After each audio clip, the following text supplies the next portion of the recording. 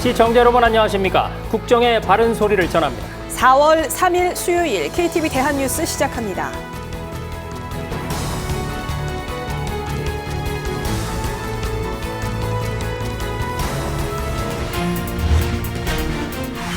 대만 화롄현에서 규모 7.2의 강진이 발생했습니다. 25년 만에 대만에서 발생한 최대 규모의 강진인 가운데 외교부는 현재까지 확인된 우리 국민 인명피해는 없다고 밝혔습니다. 비상진료체계를 강화하고 있는 정부가 지역 의료 서비스가 제대로 제공되도록 비대면 진료를 전국 보건소로 확대하기로 했습니다. 의대 증원 후속 조치인 교수 증원을 위한 절차도 진행되고 있습니다. 내년도 대학별 교수의 증원 규모는 4월 8일까지 각 대학에서 제출한 수요를 토대로 종합 검토 후 반영할 계획입니다. 초등학생 돌봄 공백 해소를 위해 도입된 늘봄학교가 본격 시행된 지 한 달이 됐습니다. 참여학교가 점차 증가하면서 1학기에만 전체 초등학교 중 절반 가까이 늘봄학교를 운영할 것으로 전망됩니다. 대통령실이 내년도 연구개발 예산을 역대 최고 수준으로 편성하겠다고 밝혔습니다. 특히 인공지능과 첨단 바이오, 퀀텀 등 3대 혁신 사업에 대한 지원을 대폭 늘린다는 계획입니다. 첫 소식입니다. 대만 화롄현에서 규모 7.2의 강진이 발생했습니다. 25년 만에 대만에서 발생한 가장 강력한 지진인데요. 외교부는 현재까지 확인된 우리 국민의 인명피해는 없다고 밝혔습니다. 김민아 기자가 보도합니다. 천장에 달린 전등이 흔들거리고 가재 도구가 떨어지는 소리가 요란합니다. 10층 남짓한 건물이 옆으로 기울어졌고 내려앉은 건물 상가에는 잔해와 돌이 어지럽게 널려 있습니다. 3일 오전 8시 58분 대만 화롄현 남남동쪽 23km 해역에서 규모 7.2의 강진이 발생했습니다. 이번 지진은 25년 만에 대만에서 발생한 최대 규모의 강진입니다. 대만은 지난 1999년 규모 7.6의 강진으로 2,400여 명이 숨지고 5만 채가 넘는 건물이 피해를 입었습니다. 대만 정부는 이번 지진으로 700여 명이 넘는 사상자가 발생했다고 밝혔습니다. 수색 작업이 진행되면서 사상자가 늘어날 가능성이 있습니다. 외교부는 한국 시간 12시까지 접수되거나 파악된 우리 국민 인명피해는 없다고 밝혔습니다. 현재 화롄 지역에 체류하고 있는 우리 국민은 약 50명으로 파악됩니다. KTV 김민아입니다. 의사 집단 행동 장기화에 따른 의료 공백을 최소화하기 위해서 비대면 진료를 전국의 보건소로 확대 시행합니다. 한편 의대생 증원의 후속 조치인 교수 증원을 위한 절차도 단계를 밟아가고 있습니다. 이혜진 기자의 보도입니다. 정부는 지난달부터 지역 보건소 공중보건의들을 수도권 대형 병원으로 파견했습니다. 전공의 이탈로 발생한 의료 공백을 메우기 위함입니다. 하지만 의료계 집단 행동 장기화로 공보의 차출이 늘자 가뜩이나 의료 인프라가 부족한 일부 농어촌 보건소 진료 시간이 축소되는 등 주민 불편이 잇따랐습니다. 이런 공보의 파견에 따른 지역 보건기관 의료 공백을 메우기 위해 정부는 전국 보건소와 보건지소 비대면 진료를 한시 허용하기로 했습니다. 증상이 가벼운 환자는 지역 보건소나 보건지소 비대면 진료를 통해 진단과 처방을 받을 수 있습니다.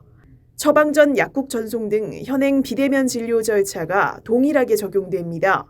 보건소에서 일하는 의료진은 근무지에서 먼 섬이나 외딴 지역을 방문하지 않고도 만성 질환자를 관리할 수 있습니다.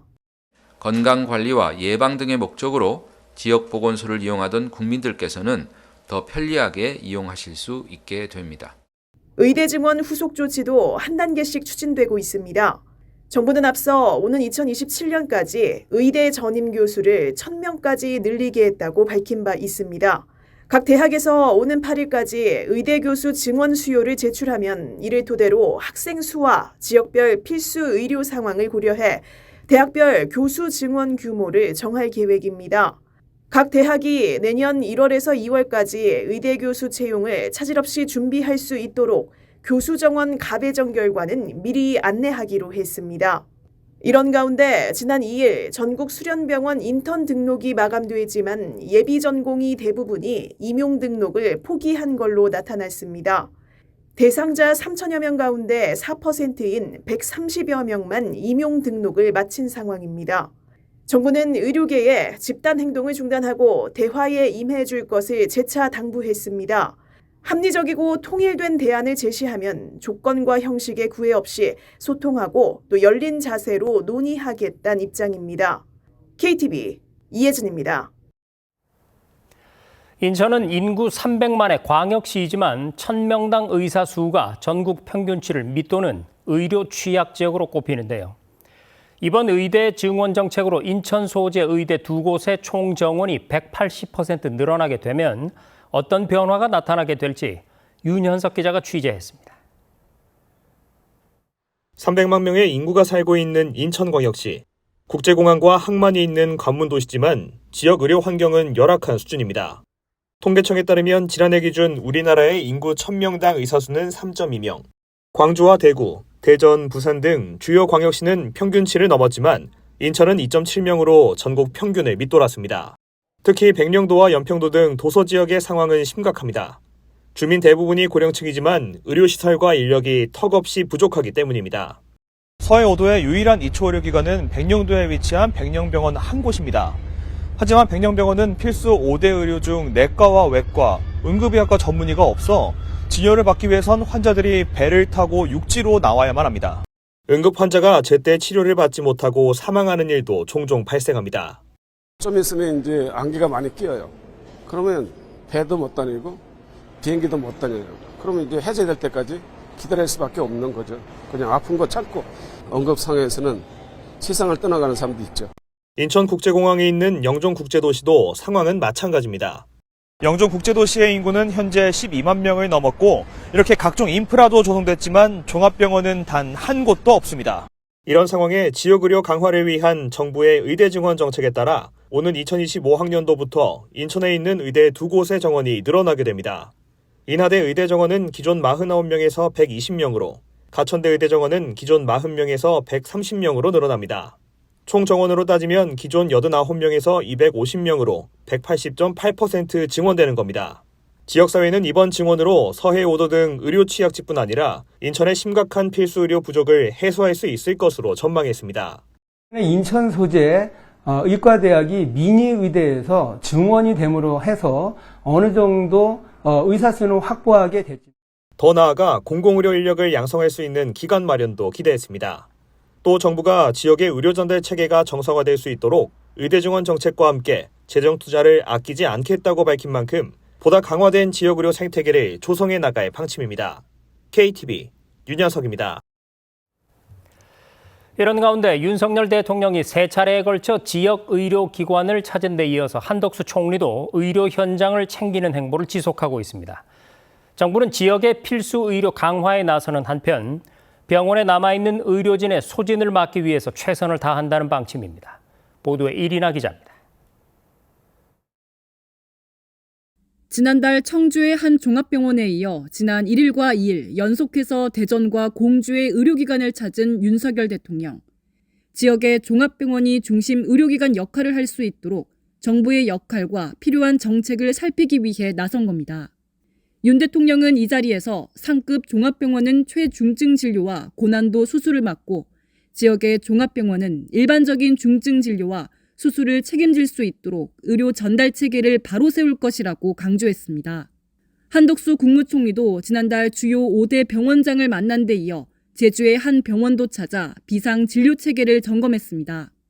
윤석열 대통령에 이어 한덕수 국무총리까지 정부 최고 책임자가 연속해서 지역 2차 종합병원을 방문하고 있는 겁니다.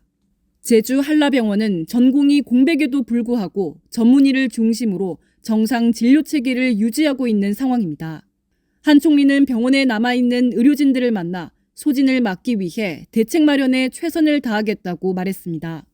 또 이번 의료개혁을 통해 중증 위급 환자 치료가 가능한 종합병원을 육성해 지역 완결적 의료체계를 마련하기 위한 정부의 계획도 소개했습니다.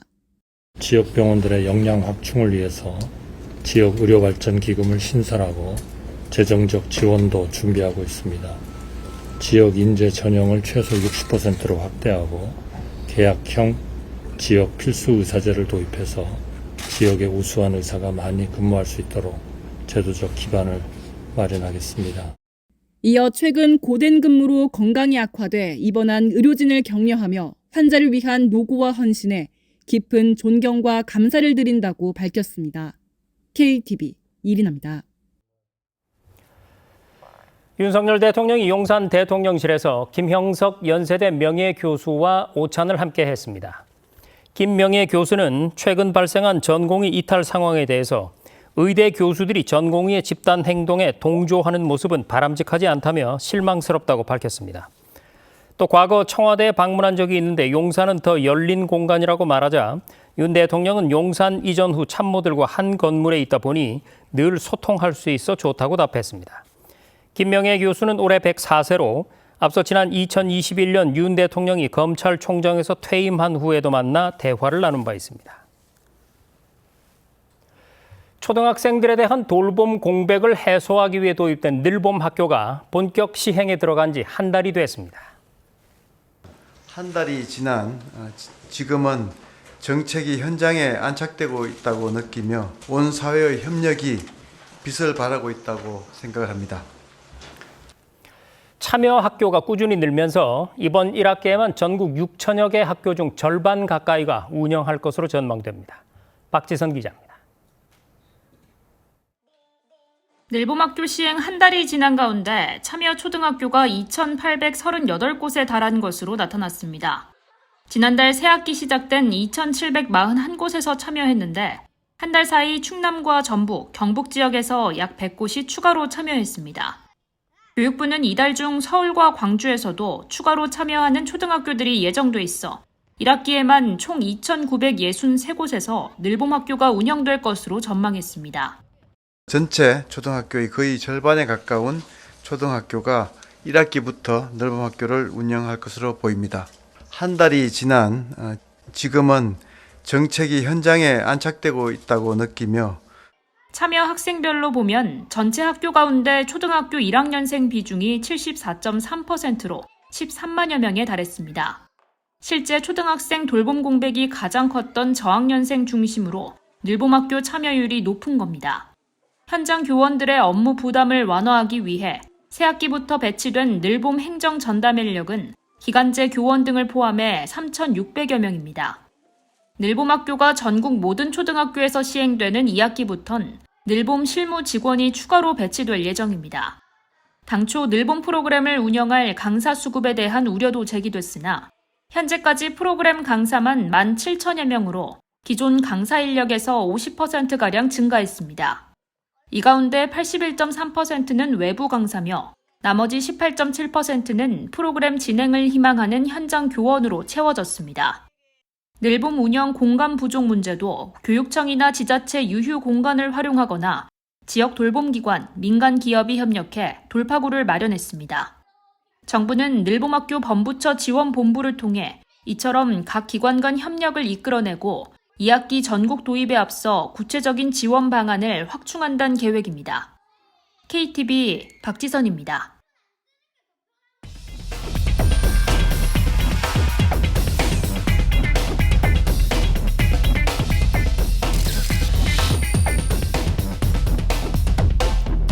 네, 그러면 계속해서 늘봄 학교 관련 소식을 취재 기자와 함께 조금 더 자세히 짚어보겠습니다. 자, 김창규 기자, 앞서 뉴스에서 보니까요, 늘봄 학교가 현장에서 안착돼 가는 모양새입니다.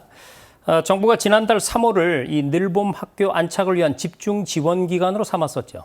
네, 그렇습니다. 윤석열 대통령은 후보 시절부터 국가 돌봄 체계 확립을 강조해왔는데요.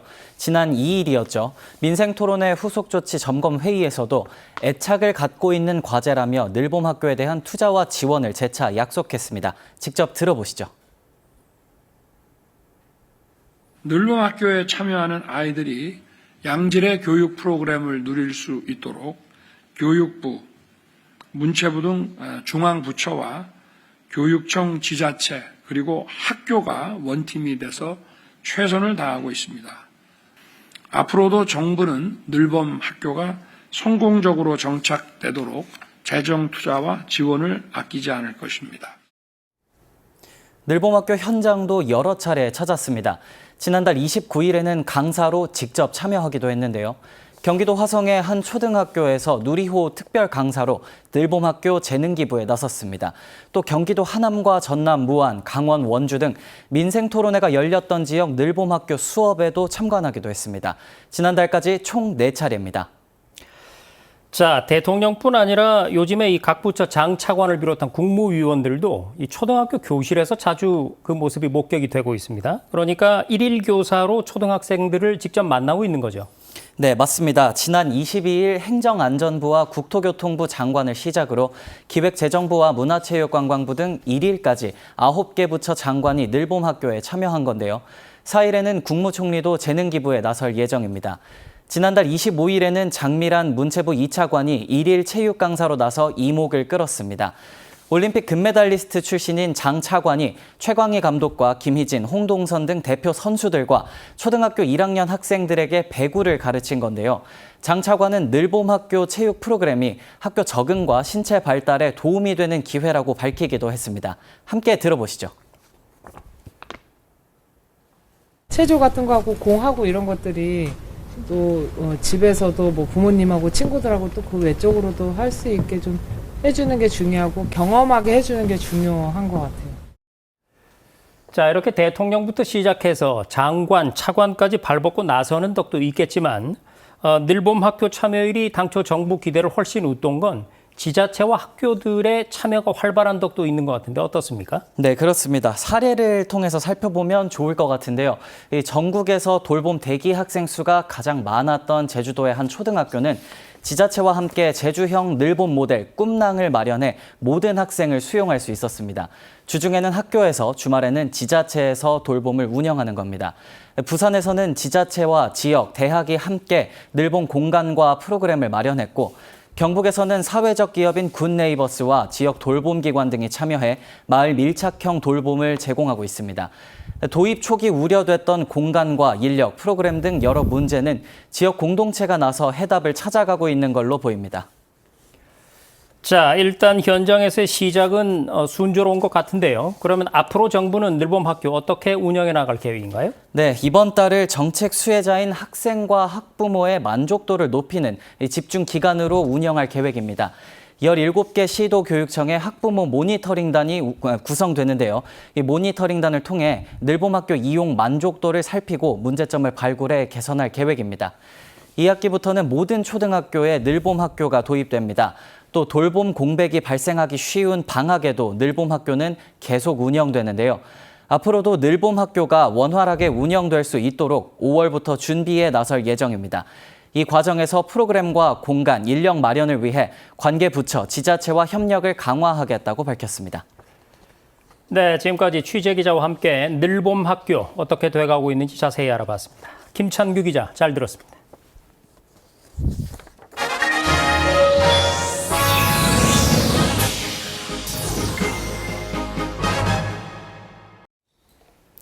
지난해 이상기후로 과일 생산량이 급격히 줄면서 장바구니 물가에 큰 부담을 주고 있습니다. 국내 과일 생산에 안정적인 기반이 필수적인 상황인데요. 정부가 강원도 일대에 이상기후에 대응이 용이한 스마트 과수원을 확대하기로 했습니다. 보도에 조태영 기자입니다. 통계청이 발표한 3월 소비자 물가 동향에 따르면 서가 가격은 1년 전보다 88.2% 급등했습니다. 통계 작성이 시작된 1980년 1월 이후 역대 최대 상승폭입니다. 지난해 봄철 냉해, 여름철 잦은 호우에 병해까지 번지면서 사과 생산이 약 30% 감소했고 도매 가격이 2배로 올랐기 때문입니다. 기후 요인에 대응한 안정적인 국내 과일 생산이 필수적인 상황. 정부가 선택한 대책 중 하나는 스마트 과수원입니다. 결국은 기후변화에 대응하고 우리 농촌의 고령화 문제 해소하고 노지의 과수 산업도 스마트 과원으로 갈 수밖에 없다고 생각을 하거든요. 스마트 과수원은 다목적망을 설치해 저온, 고온, 우박 등 이상기상에 대한 대응이 쉽습니다. 또 기존 수영과 달리 평면형 수영이기 때문에 햇빛 투과량이 높고 통풍이 원활해 탄저병과 같은 곰팡이성 질환에도 강합니다. 이를 통해 생산성이 일반 과수원 대비 2에서 4배 높습니다. 스마트 과수원은 나무 형태와 배치를 이렇게 단순화시켰습니다. 또 이렇게 스마트 기계를 활용했는데요. 한번 작동해 볼까요? 이렇게 노동력을 기존 과수원에 비해 30% 정도 줄여서 생산 효율을 굉장히 높인 것이 바로 스마트 과수원입니다. 농식품부는 강원도 내 스마트 과수원을 내년에 5곳을 새로 조성하고 2030년 60곳으로 늘릴 계획입니다. 기후변화가 됨에 따라서 그야말로 강원도에 이제 신규 재배지가 많이 생기기 때문에 강원도에도 이렇게 스마트 과원 중심으로 좀 확장을 하는 것을 구상을 하고 있습니다. 아울러 지구온난화 등으로 사과의 재배 적지가 북상함에 따라 강원도를 새 사과 산지로 육성합니다. 2005년만 해도 강원 지역은 전체 사과 재배지 면적의 0.5%에 불과했으나 지난해에는 5%로 늘었습니다. 이런 증가 추세에 힘입어 정부는 지난해 931헥타르 수준이던 강원도 일대의 사과 재배지를 2030년까지 2000헥타르로 확대하고 강원 사과 브랜드화를 추진합니다. KTV 조태영입니다. 외국인들이 의료 혜택을 목적으로 입국해 치료만 받고 곧바로 출국하는 이른바 건강보험 무임승차를 막기 위한 조치가 시행됩니다. 이제 외국인이 건강보험 혜택을 받으려면 국내에 6개월 이상 머물러야 합니다. 김유리 기자가 보도합니다. 딸 부부가 거주하는 한국에 입국한 50대 A씨. 사위의 건강보험 피부양자로 등록 후 입국한 지 한 달도 채 되지 않아 암, 신장질환 등 진료를 받았습니다. 약 6개월간 건강보험공단이 A씨의 치료비로 부담한 비용은 5,400만 원에 달합니다.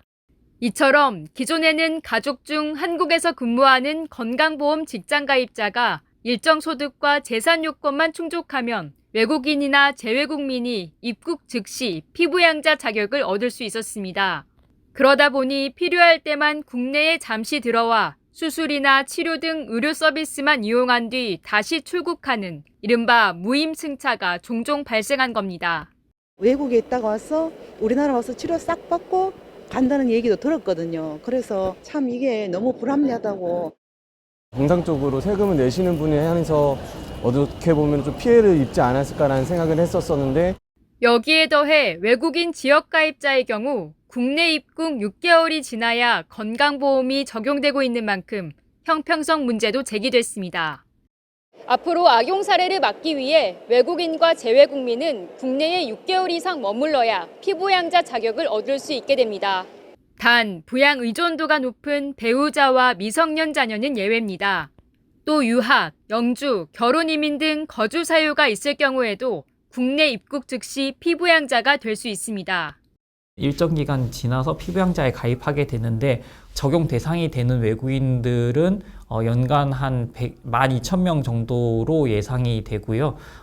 그들이 6개월 동안에 썼던 급여비를 역산해 보면 연간 120억 정도가 되기 때문에 그 정도가 이제 건강보험 재정에서 이제 절감이 될 것으로 예상은 하고 있습니다. 정부는 이번 외국인 피양자 제도 개선을 통해 건보 무임승차 사례 다수를 방지할 수 있을 것으로 기대하고 있습니다. KTV 김유리입니다. 대통령실이 내년 연구개발 예산을 역대 최고 수준으로 편성하겠다고 밝혔습니다. 혁신적인 연구개발 사업에 재원을 과감히 투자하고 특히 인공지능과 첨단바이오, 양자 등 3대 전략기술에 대한 지원을 대폭 늘린다는 계획입니다. 최영은 기자입니다. 대통령실이 내년도 R&D 예산을 대폭 증액하겠다고 밝혔습니다. 특히 이른바 따라붙기식 연구에서 벗어나기 위해 혁신적인 R&D 사업에 예타조사 면제 등을 비롯해 예산 1조 원을 과감하게 투자한다는 계획입니다. 앞서 윤석열 대통령도 지난주 국무회의를 주재한 자리에서 내년도 예산안에 R&D 투자 규모를 확대하겠다고 강조했습니다. 특히 AI, 첨단 바이오, 양자 등 3대 게임 체인저인 국가 미래 전략 기술에 대한 R&D 투자를 확대할 것입니다. 이 같은 예산 확대 추진으로 올해 26조 원가량의 R&D 예산은 지난해 예산 수준인 31조 원 이상으로 확대될 전망입니다. 다만 대통령실은 예산 복원의 개념은 아니라고 설명했습니다. 일각에서 말하는 복원이 아니라는 점은 분명히 말씀드립니다. 우리나라 R&D가 기존에 달리던 트랙이 아닌 새로운 고속 선로로 바꿔 탈 수 있도록 하겠습니다. R&D에 대한 지원을 확대하는 동시에 지원 방식은 기존과는 다르게 개혁하겠다는 겁니다. 구체적으로 필요할 때 적시에 신속하게 지원하고 온라인 등을 통해 연구비 이용 내역 등을 투명하게 공개하기로 했습니다. 또 현장의 마이크로 규제를 과감하게 폐지하고 연구기관, 대학 등의 벽을 허물어 경쟁력을 높이는 한편 미래 인재 양성에도 힘쓰겠다는 방침입니다. 대통령실은 이날 발표한 계획이 연구 현장에 신속히 정착할 수 있도록 연구자들과 더욱 소통하겠다고 덧붙였습니다. KTV 최영은입니다. 정부가 지난해 소재 부품 장비 특화단지로 지정한 오송과 광주 등 5곳에 앞으로 5년간 5천억 원을 투자하기로 했습니다. 또 150개였던 이 분야 핵심 전략 기술도 우주항공과 방산, 수소 등을 아우르는 200개 기술로 확대합니다. 신국진 기자의 보도입니다. 소재부품 장비 경쟁력 강화위원회를 주재한 최상목 경제부총리는 주요국의 첨단 산업 경쟁이 기업 간 대결이 아닌 클러스터 간 산업 생태계 경쟁으로 바뀌고 있다고 강조했습니다. 그러면서 산업 생태계 경쟁에서 앞서 나가기 위해서는 경쟁력 확보와 안정적 공급망 구축이 핵심이라며 정부가 첨단 기술 확보 등을 지원하겠다고 밝혔습니다. 정부는 공급망 안정화법 시행에 맞추어 기본계획 수립과 기금 조성 등을 통해 경쟁력 있는 공급망 구축을 추진하고 있습니다. 회의에서는 소재부품 장비의 안정적 공급망 구축을 위한 7개 안건을 논의했습니다. 정부는 우선 지난해 7월 소부장 특화단지로 지정한 충북 오송과 광주, 대구, 부산, 경기 안성에 앞으로 5년간 5천억 원을 투자합니다. 바이오 특화단지인 충북 오송에는 배양 정제 분야 기업 간 공동 R&D를 지원하고 전기차 모터 특화단지인 대구에는 모터 성능 인증 지원센터를 2026년까지 조성합니다. 자율주행 특화단지인 광주 역시 단지 내 자율주행 시범운행 지구를 신규 지정해 자율주행 트랙 레코드를 확보할 예정입니다. 전력 반도체 특화단지인 부산에는 전력 반도체 기술원을 설립해 공공팹 운영 전문성을 강화하고 반도체 장비 특화단지인 경기도 안성에는 반도체 장비 실증센터를 구축합니다. 기존 7대 분야 150개였던 소부장 핵심 전략 기술은 우주 항공과 방산, 수소 분야가 포함돼 10대 분야 200개 기술로 확대됩니다. 정부는 올해 관련 분야에서 으뜸 기업을 추가 선정, 기술 개발과 글로벌 진출 등 전 주기에 걸쳐 지원할 예정입니다. 또한 기존에 포함된 바이오 분야는 소부장 기술을 14개 추가해 19개로 확대 지원합니다. 금년 중 신규 분야 으뜸 기업을 추가 선정하여 기술 개발, 사업화, 글로벌 진출 등 전 주기에 걸쳐 밀착 지원하겠습니다. 한편 정부는 그동안 기업 간 협력 사업 64건을 승인했다고 밝혔습니다. 이 중 해외 수요 기업이 참여한 협력 모델 2건을 발굴하는 등 총 7건의 협력 모델 승인으로 글로벌 소부장 협력을 촉진하는 계기가 됐다고 설명했습니다. 정부는 앞으로 데이터 기반의 소재 연구 생태계 구축을 목표로 흩어져 있는 소재 연구 데이터베이스를 하나의 플랫폼으로 연결해 사용하도록 할 계획입니다. KTV 신국진입니다. 금융권에서 비정규직을 차별 대우하는 등 법 위반 사실이 적발됐습니다. 기간제 근로자를 건강검진 지원 대상에서 제외하거나 단시간 근로자에겐 생일 축하금을 주지 않기도 했는데요. 정부는 시정 조치를 내리는 한편 감독을 확대해 나가기로 했습니다. 김현지 기자입니다. 기업 여신 영업 업무를 맡은 정규직에게 월 20만 원의 자기개발비와 10만 원의 생일 축하금 등을 지급한 A저축은행. 하지만 7시간 일하는 단기 근로자에겐 이를 주지 않았습니다. 또 카드사 한 곳은 정규직에게 월 31만 원의 점심값을 줬지만 기간제에겐 월 25만 원만 준 것으로 확인됐습니다. 고용노동부가 지난 1월부터 3월까지 저축은행과 카드사, 신용정보회사 총 35곳을 대상으로 실시한 기획감독 결과를 발표했습니다. 비정규직 근로자 차별과 육아지원 위반을 중점 점검했는데 34곳의 사업장에서 185건의 법 위반 사항이 적발됐습니다. 비정규직을 불합리하게 차별한 사례는 13곳에서 14건 확인됐습니다.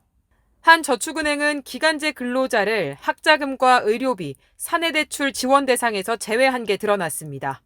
또 다른 저축은행은 비서 업무를 하는 직접 고용 근로자에겐 복지카드와 명절 선물비를 줬지만 파견 근로자에겐 주지 않았습니다. 이 같은 차별 대우로 인한 피해자는 291명, 금액 규모는 3,200만 원에 달했습니다. 여직원을 성희롱하거나 임신한 근로자에게 시간외 근로를 시킨 일도 적발됐습니다. 연장근로수당이나 연차수당, 퇴직급여 등을 지급하지 않은 금품 미지급 사례도 25곳에서 50건 확인됐는데 949명이 4억 5,400만 원의 피해를 봤습니다.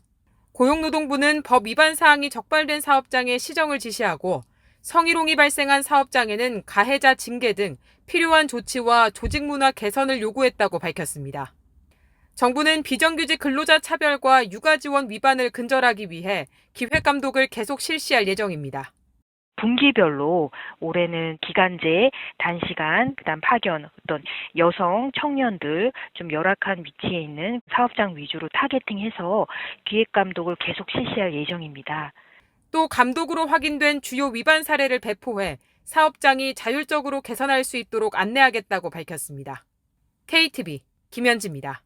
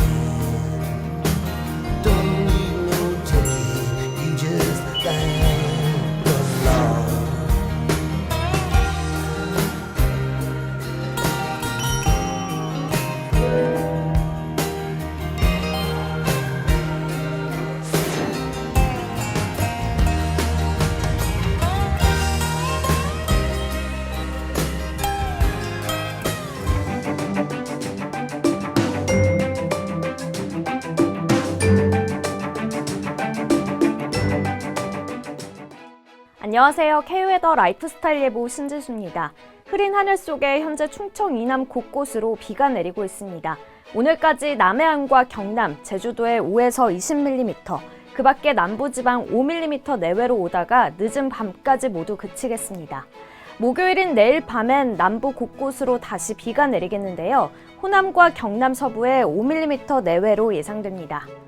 당분간 서울 낮 기온 20도 안팎으로 평년 이맘때보다 포근하겠는데요. 다만 아침과 낮의 일교차가 10도가량 크게 벌어지는 만큼 건강관리에 유의하셔야겠습니다.